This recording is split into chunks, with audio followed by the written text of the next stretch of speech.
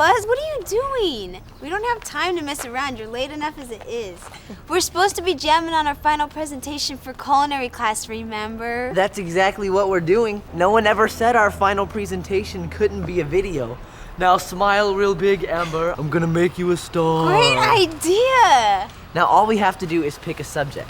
What was the assignment again? One food, any food, find out where it comes from, how it's made, and then use it in a couple recipes. Okay. First of all, we'll pick something that we like. Something tasty and fun and interesting, otherwise we won't be into it. We'll pick something that will keep us super busy, and it'll make us golden students. Honey! Let's go!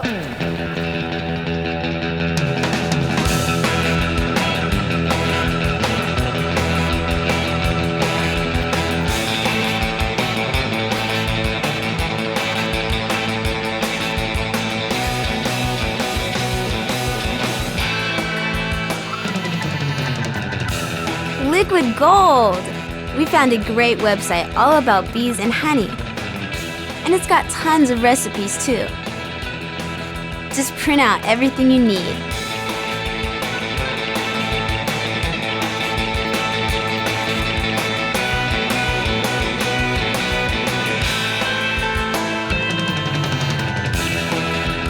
The hunt begins. Surprise, surprise, we didn't need to look far. All sorts of restaurants are covered in honey. Yes, there is the honey. It's over there. Let's go!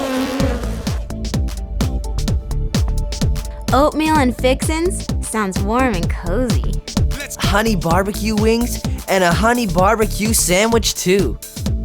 Honey biscuits? That's a classic. Chicken BLT salad with honey mustard dressing. Oh, that sounds good. Yeah, we have honey mustard sauce for the sandwiches, for the nuggets, and also for the salads. Well, that was a lot of stuff with honey on it. That's a honey mustard.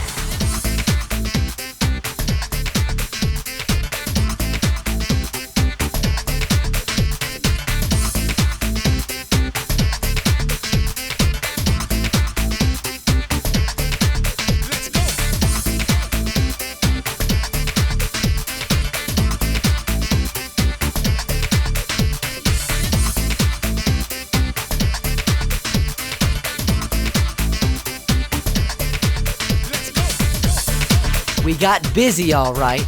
At the library, online, requesting more info. Amber and I dug up lots fast. Now that we're well prepared, we should be able to bebop through the rest of this project.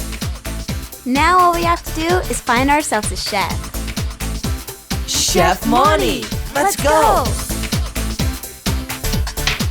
Let's go!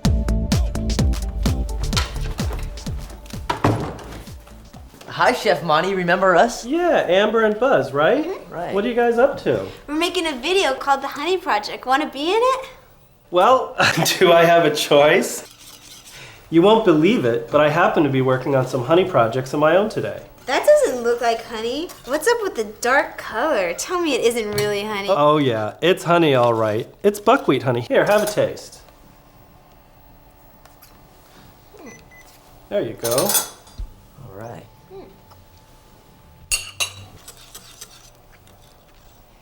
Toasty. What is buckwheat honey anyway?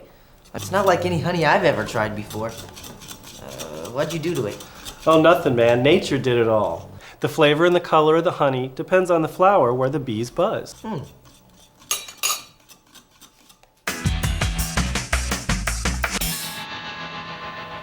These are called varietals. There's over 300 honey varietals in the United States and over 3,000 worldwide.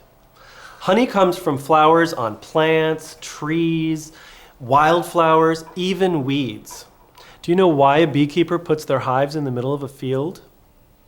The bees help in the pollination process, and they also allow the beekeeper to obtain a single source of honey. Now, things like clover and alfalfa, they grow all over the country. But some of these other varietals grow in limited amounts in various regions throughout the country. Do you know that all different varietal honeys taste different? Whoa. I'd like you to try the orange blossom here, and then the eucalyptus. I'm going to tell you about some other varietals that you can find in limited areas that are well worth seeking out. We've got Tupelo honey from Florida and Georgia. We've got sourwood honey in the mid-Atlantic. And over here, fireweed from the Pacific Northwest. That comes from a wildflower. And of course, blueberry honey comes from blueberry bushes. Now the orange blossom that you just tasted, it's got a nice fruity citrus aroma. I like to use that in fruit desserts, cobblers, pies, and you could also melt that in tea, hot tea or iced tea, or maybe use it in a salad dressing. The eucalyptus honey from this plant here, that goes great on sauces for chicken and fish. Buckwheat honey is really good for barbecue sauces and meat marinades, really dark sauces and things like that. But it's also good for baking, like in a nice rich ginger snap cookie. Amber, you look so serious when you're tasting honey. Tell us what you're thinking. The darker honeys seem to have the most complex flavors. And some even taste like the plants they come from, or like how they smell. Hey, wait a minute. Have you two been holding out on me? What's going on here? You won't believe it, Chef. Since we started researching this project, we learned tons about how they make honey. I think the worker bees have the best gig. They get to cruise around all day in nature looking for flowers full of nectar.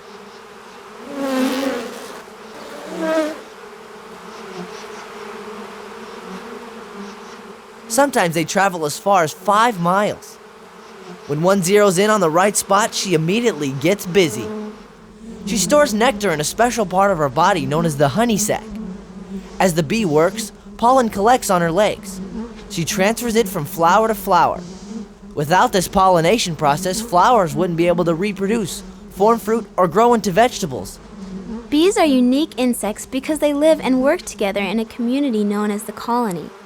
You think high school is a complex society? Anywhere from 20,000 to 60,000 honeybees populate one colony. Almost all are worker bees. They do the big jobs to keep the hive humming. They're also the only bees with stingers. But honeybees aren't aggressive.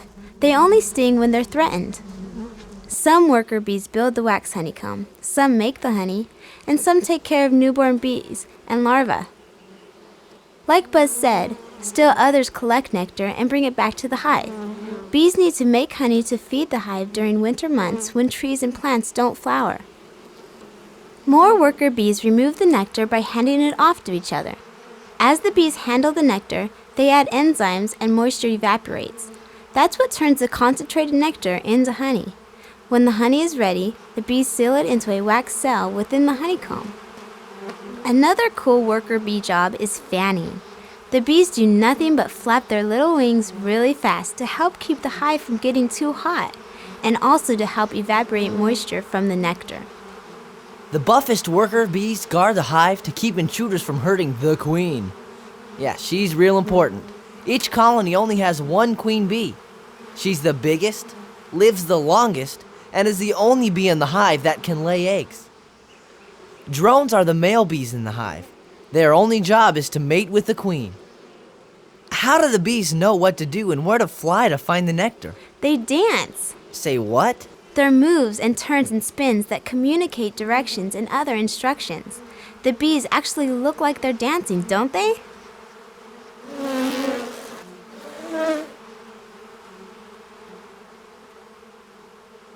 Beekeepers move hives around and place them close to flowers that are ready for pollination and full of nectar. Using smoke to calm the bees and help keep them from swarming, the beekeeper is able to get into the hive to check on the honey and see if it's ripe for harvest. Each hive produces about 80 pounds more honey than the bees need, so we get to chow down on the extras.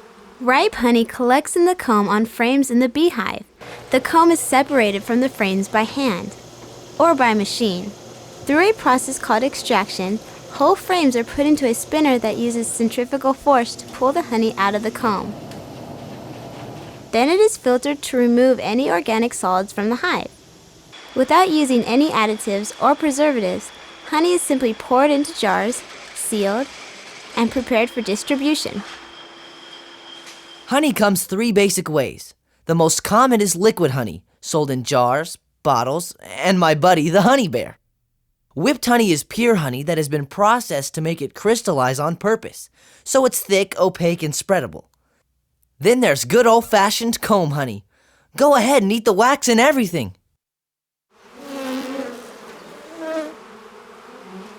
Honey came to America after a long history in the Old World. Check out this ancient beekeeper found in a Spanish cave. The Egyptians figured out how to handle bees and extract honey for mass consumption. Over time, people have used honey as a sweetener, as a preserver, and to cure illness and injury. Honey is still an important part of our everyday lives. Think of all the supermarket foods we eat. Honey is composed of several kinds of sugars, as well as traces of many vitamins, minerals, amino acids, and antioxidants. That's why we see honey in a whole bunch of products that we use every day, but don't necessarily eat.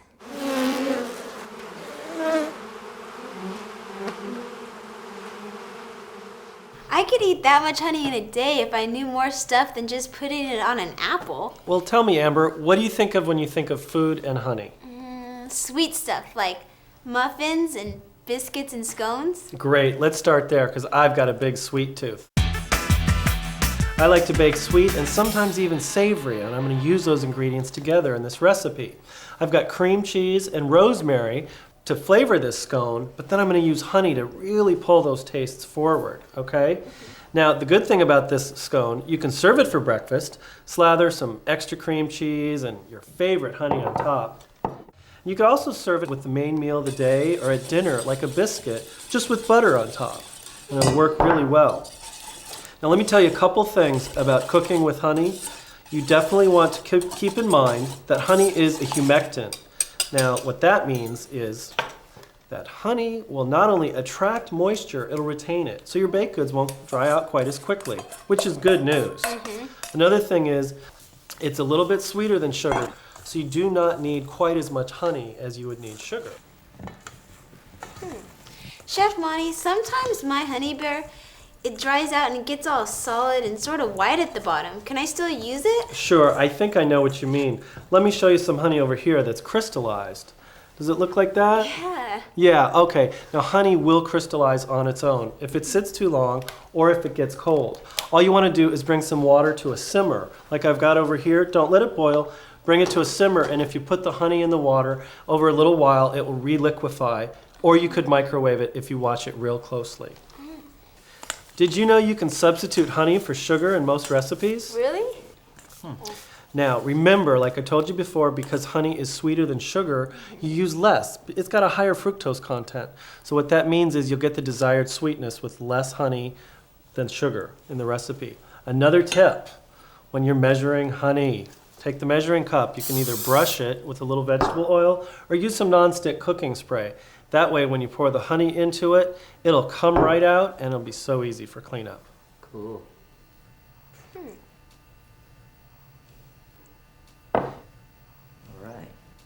Okay, so my dough's at a nice consistency here. You can see I've kneaded it in the bowl with this nice little tool, and it's not sticking at all.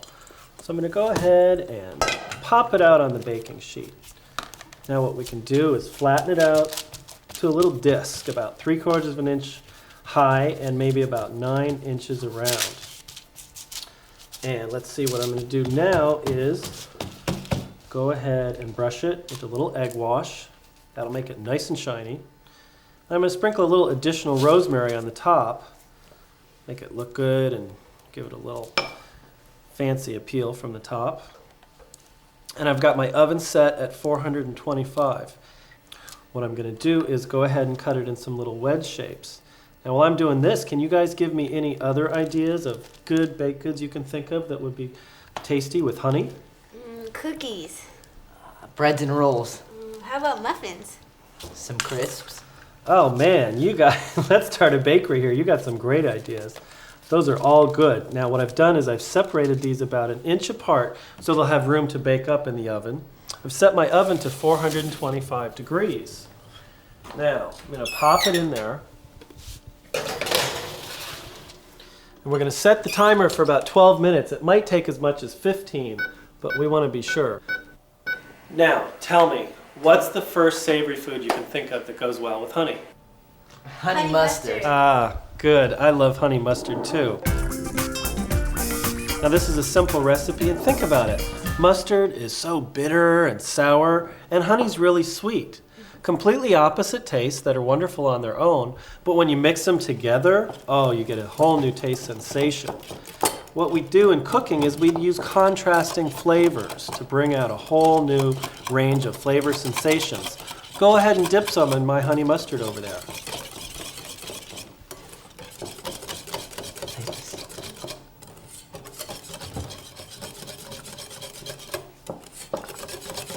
Now, how does that taste to you? Kind of sweet. Kind of tangy. A little sour. Yeah. Delicious. Ah, sounds good to me. Definitely.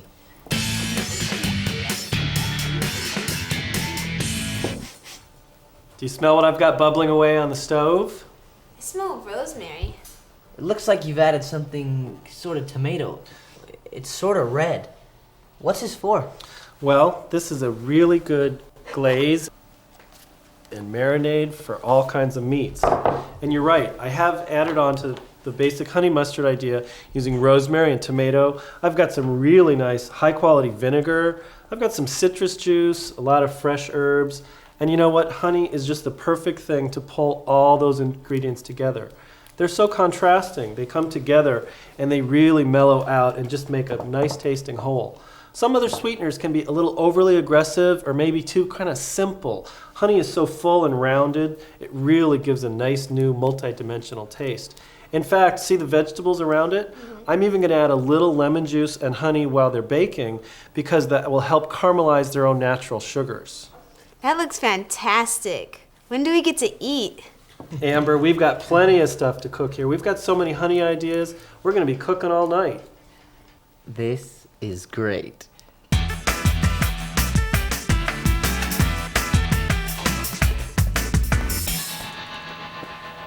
Okay, now we've got our nice all-American roast in the oven.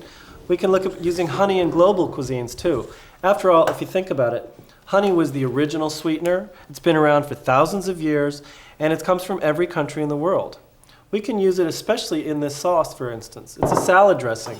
It's not cooked, so you get the full flavor of the varietal. There's so many exotic varietal honeys you can use. I could recommend one for this salad, but really what it is it's a chance for you to taste them all and choose your own. Let's go ahead and serve up this salad, Amber. I'm gonna put some chicken on the sides, and you can go ahead and sprinkle some of those crunchy noodles right on top. Okay. Go ahead, be my guest. There we go.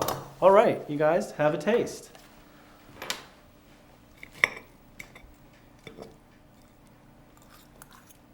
What do you think? You know, I would have never expected honey in an Asian recipe like this, but it is totally working. Yeah? I think maybe it's time for something thirst quenching. What do you think about a nice cran raspberry smoothie sweetened with honey? Sounds good. I'm going to take a basic raspberry smoothie recipe and I'm going to add a few more cranberries and then a lot of honey. We're going to just keep adding the sweet and the sour until we all just jump right out of the kitchen.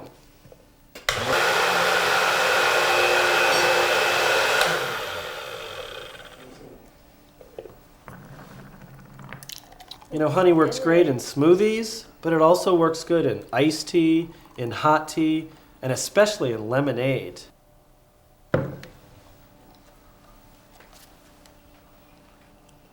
So, you guys think you're ready to make some honey recipes of your own? Sure, I want to try different ice creams with different varietals. And I want to work on the most incredible barbecue sauce. And then I'll bottle it and start my own restaurant, and then I'll get my own TV show. Hey, that must mean the scones are ready. Well, I better get the food out. You can get some shots of that, and we'll call it a wrap. All right. Let's go.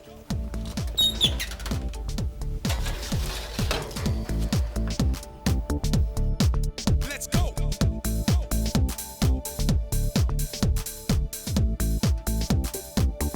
Where do you think this honey came from? Hurry, chef. Take the camera. We're almost out of tape. We got to get a last shot of me and Amber.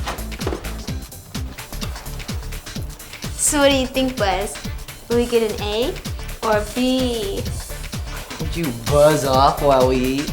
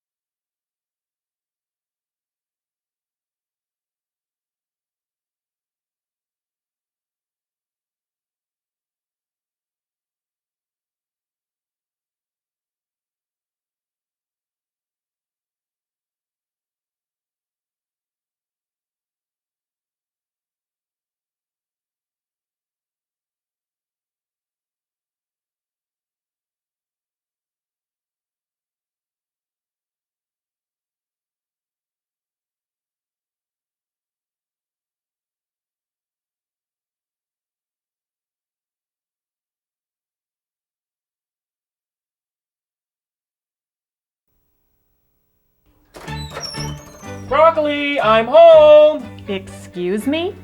Oh, sorry. Shish kebab, I'm home. Chicken nugget!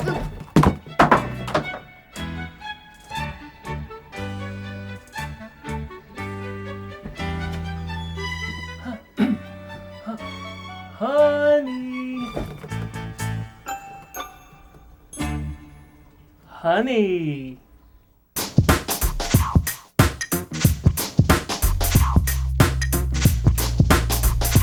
Hi, and welcome to the show. Today we're going to find out why we need honeybees, and we're going to go somewhere you usually don't get to go. We're going to follow bees inside a beehive. But why do we care what bees do? Well, because bees make honey, and honey is the only food that people eat which is made by an insect. I mean, they don't have a restaurant. Hi there, hi and welcome to Honey's Outdoor Cafe. Today on the menu we got the honey. Ho! Oh, we also have the honey surprise. If there's anything in it other than honey, hey, there's a surprise! Oh. Here's a question for you. How much honey can a honey factory make without a bee's help? The answer is, there's no such thing as a honey factory. Honey can only be made by bees. All those jars of honey, on all those grocery shelves, in all those grocery stores, those are all made by bees. But bees do more than just make honey. They also help your garden, farms, and wildlife. So what do you think would happen to these things if bees disappeared?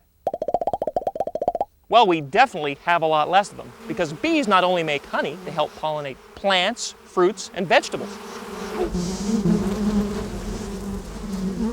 That's a bee going back to the hive. Let's follow it and see what a bee's life is really like.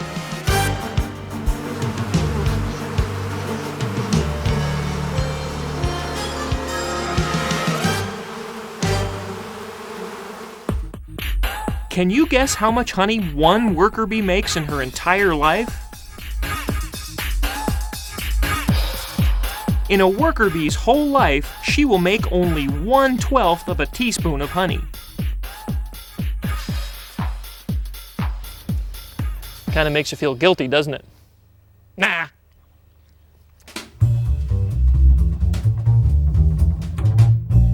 There are 3 types of bees that live in any hive. There is the queen bee, whose full-time job it is to lay the eggs. The other bees are very protective of her. There are the male bees, called the drones, whose only job it is to mate with the queen.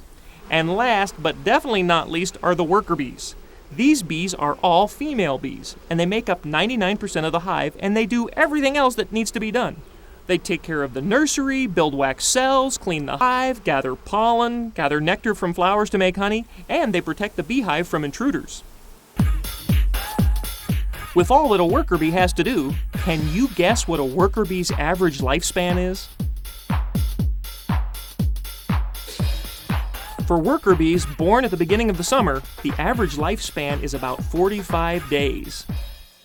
The reason the bees work so hard because the most important thing to the hive is making enough honey for food so they can survive the winter. Commercial beekeepers try to make this easy on the bees by creating structures that are perfect for making and storing honey, like this frame and this beehive. That way, the bees save time building a hive, and they're able to create so much extra honey that we can take some. So, not only do we need honeybees, we need beekeepers. Hi, my name is Gene. I'm a commercial beekeeper from Los Banos, California. I own and operate nearly 2,000 colonies of honeybees, and each colony contains nearly 30,000 bees. I've been a beekeeper for over 20 years, and one of the most important things that you need to learn how to do as a beekeeper is to keep the bees gentle. Honeybees are very gentle unless they feel threatened. In order to work bees successfully, beekeepers use a smoker, and the smoker helps us to keep the bees in a manageable condition while we're working them. In order to make honey, the bees need to first gather nectar from a flower. They do this by inserting their tongue structure, which is really like a drinking straw, and they will suck up the nectar from a flower and they will store it in their little storage tank that they have in their bodies. They will transport the nectar back to the colony, where the nectar is then deposited into a honeycomb cell. The color and the flavor of the honey that the bees produce is determined by the flowers that they're working. Some honeys, such as sage and orange blossom, are very light and mild. Other honeys that the bees would make, like buckwheat, Eucalyptus that we make here in California, avocado honey that we make here in California is very dark and somewhat stronger. And again, it's all a product of the particular flower that the bees are working. When the bees bring the nectar back to the colony, it is first put into frames such as these, and when it is thickened up by the fanning action of the bees' wings, it is then capped by wax that's produced by the bees. Once we get frames and frames of honey such as this that fill many boxes, then it's time to bring it back to the warehouse and take the honey out. The first job that needs to be done is to take off the wax cappings that the bees have placed on the honeycomb cells. This is done by a machine we call the uncapper. The uncapper automatically removes the caps from the cells. After the uncapping machine has done its job, then the frames are placed into the extractor, which is a large centrifuge, which is like a big spinner that will spin the honey out of the frames.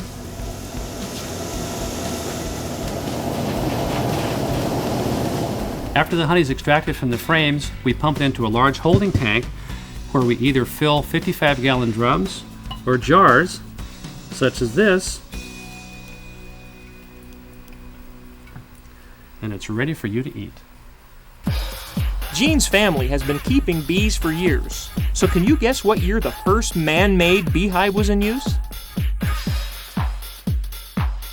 When was the first man-made beehive in use? The first record of a man-made beehive showed up in Egyptian paintings in approximately 2500 BC. 4,500 years ago, the Egyptians had beehives. Tut, tut, tut. Well, unfortunately for the Egyptians, they didn't have suits like bees, and even though bees only sting when they're threatened, it's always good to be safe. That's why I'm wearing this suit. I'm not scared or nothing. I'm not. Well, anyway, let's go deep inside the beehive. Quiet, we're going into the nursery.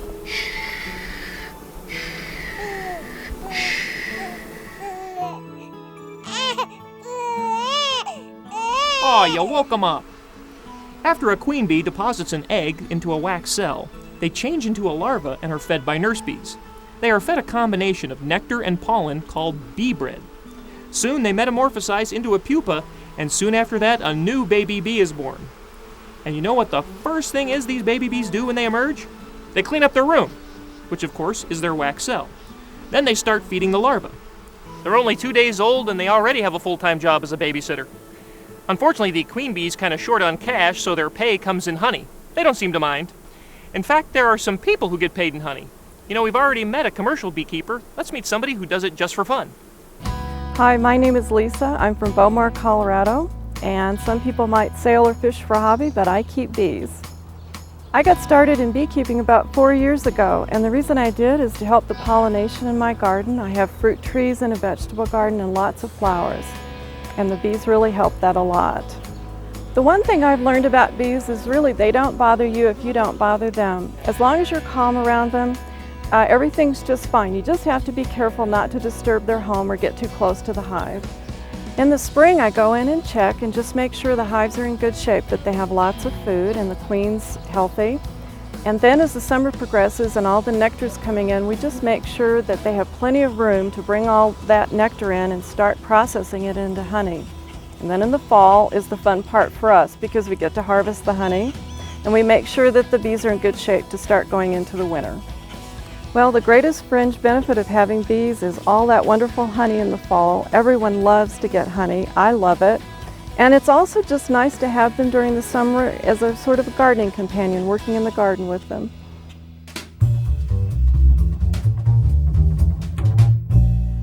As a worker bee grows, her new job is the most important one, finding flowers with a sweet liquid called nectar and bringing it back to the hive to turn into honey.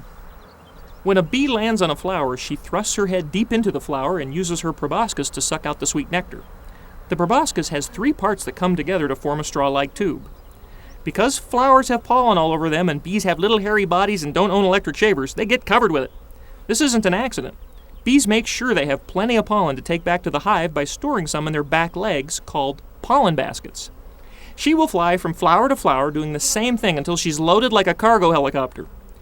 She then flies back to the hive, drops off the nectar and the pollen, and goes back out for another run. Take a guess.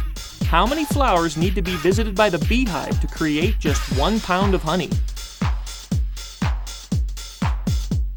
Bees have to visit approximately 2 million flowers to create just 1 pound of honey. Kinda makes you feel guilty, doesn't it? Nah. Oh, you're probably wondering how the bees found those 2 million flowers that made this jar of honey. You're not gonna believe this. It may look like bees are flying erratically through the sky in a search for flowers, but they're not. They've been told exactly where to go by other bees. Many beekeepers had noticed bees acting strangely when they returned to the hive, but it wasn't until the 1920s that an Austrian professor figured it out. It's called the bee dance. The first dance is called the round dance.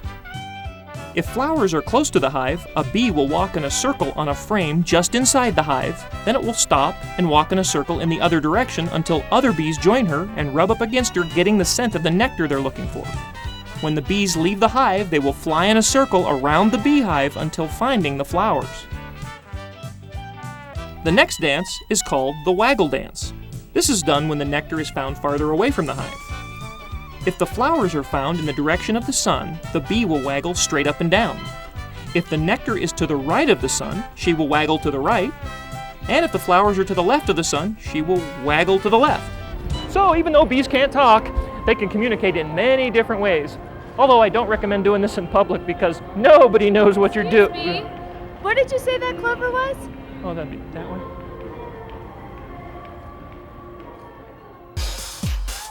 What fraction of the human diet is benefited by insect pollination? 1/100th, 1/10th, 1/3, or all of it? The answer?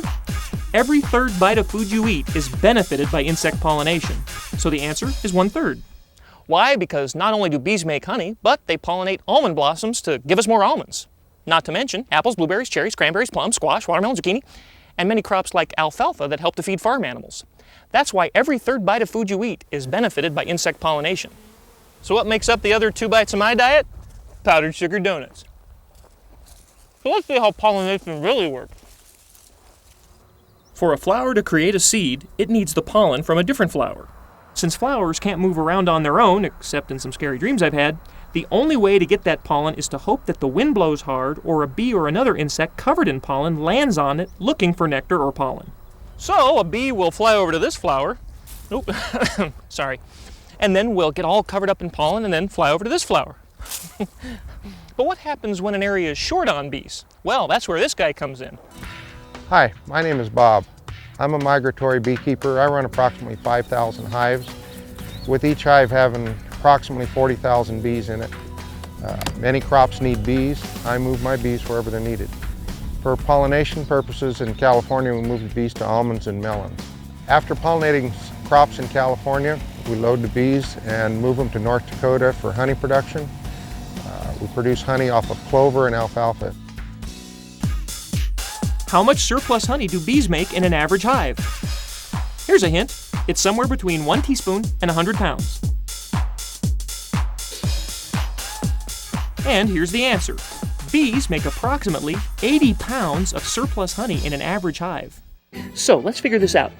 If on average bees make 80 pounds of surplus honey, and it takes 2 million flowers to make just 1 pound of honey, and there's 30,000 bees per colony, each one making in their lifetime 1/12 of a teaspoon of honey, then, okay, they live 45 days long, so okay, you've got 30,000 bees, and they're making, okay, 1/12 of a teaspoon of honey in their lifetime, and there's 200,000 beekeepers, and I don't even have a teaspoon, and Houston, I have a problem. Okay, there's 80 pounds per surplus honey, and okay, what was it? Brain hurting. Not just people and bees like honey. Wasps, hornets, and other insects love it too, and they will try to steal it. Unfortunately for them, they can't get past the guard bee. This line of defense protects against anything that tries to enter, even bees from other hives. Bees communicate with pheromones, and each bee has the scent of the hive. The guard bees smell anything that tries to come into the hive with their antenna, and if something doesn't smell right, there'll be trouble.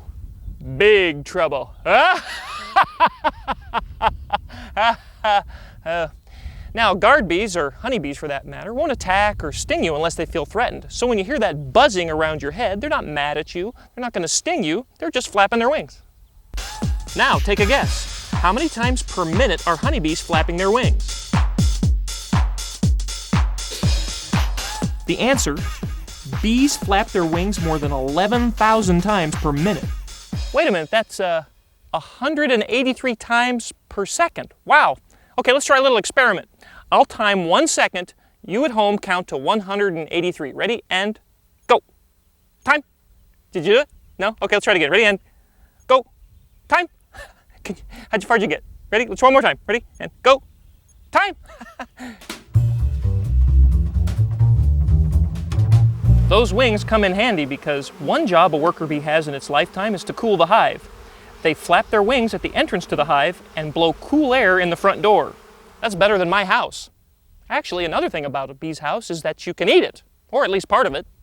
Comb honey is the ready-to-eat honey in the beeswax comb. Also, people use beeswax and other part of the beehive to make a ton of different products. There's enough different things that bees and honey can do. You could have a full-time cable network. Gee, I wonder what that would be like. I wonder.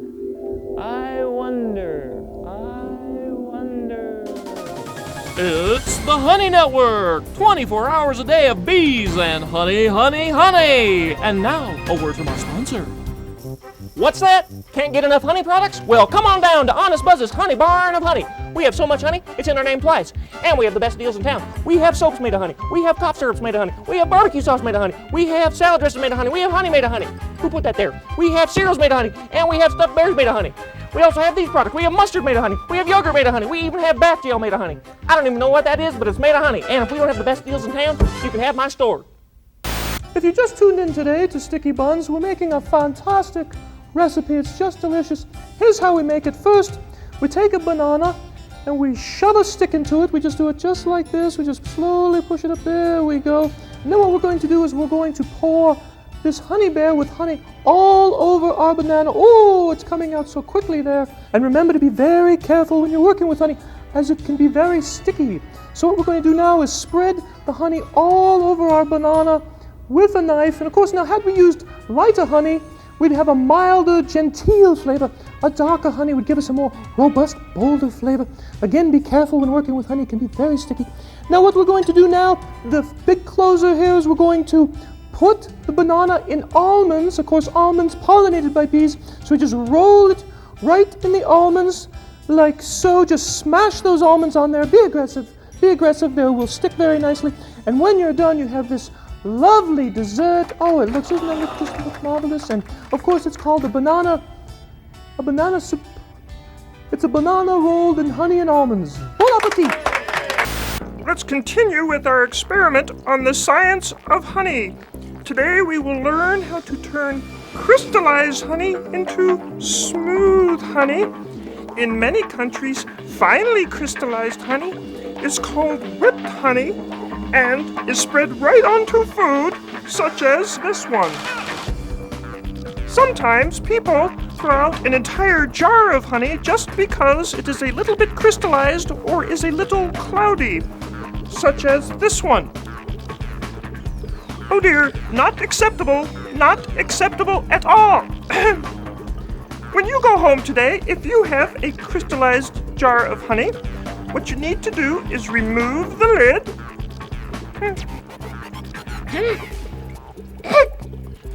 Remove the lid, place it on the table, and put the honey in a container of very warm water. Not boiling, very warm water.